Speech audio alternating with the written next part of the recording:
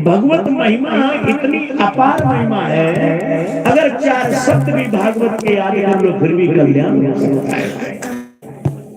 एक सेठ जी थे, तो वो बड़ा लोग थे, बिना भगवान की कथा हो रही थी तो उन्हें टाइम में नहीं मिलता था। सेठानी बड़ी भक्ति थी।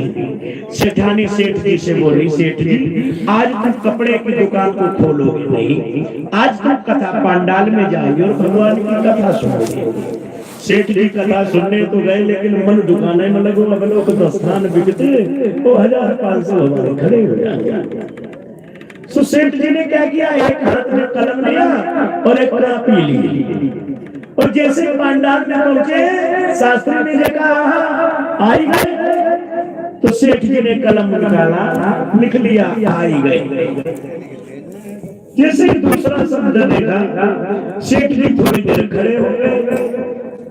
शास्त्री जी बोले खड़े हो गए, स्वयं उन्होंने दूसरा शब्द नोट कर लिया, खड़े हो गए। कुछ देर के बाद सेठ जी बैठ गए पंडाल में, तो शास्त्री जी बोले तो बैठ गए। उन्होंने तीसरा शब्द नोट कर लिया, बैठ गए।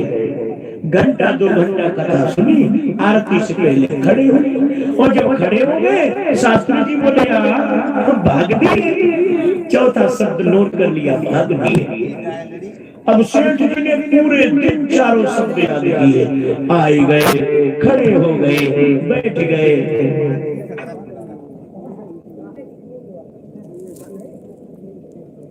वो भाग गए। 4 शब्दों को दिन भर याद किया, और कोई शब्द जब दिन भर रखोगे तो वो रात में अक्सर सपना हो जाता। उसी रात में चोरों ने सेठ जी के घर पर सेंध लगा दी, और अर्धरात्रि में जब सेंध लगाई, अब सेठ जी को भागवत वाली बात याद आई। कुछ लोग बर्रात वैसो बर्रात जो जानते नहीं, और कुछ वैसो बर्रात रहा पूरा खानदान डराई गए।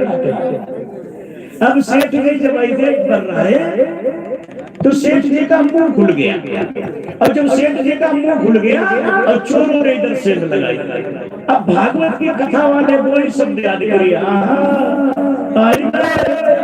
चोर बोले यार कोई घर में जाग रहा है, तो चोर थोड़ी देर के लिए खड़े हो गए।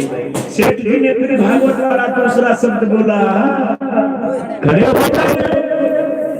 चोर बोला यार कोई घर में जा रहा है।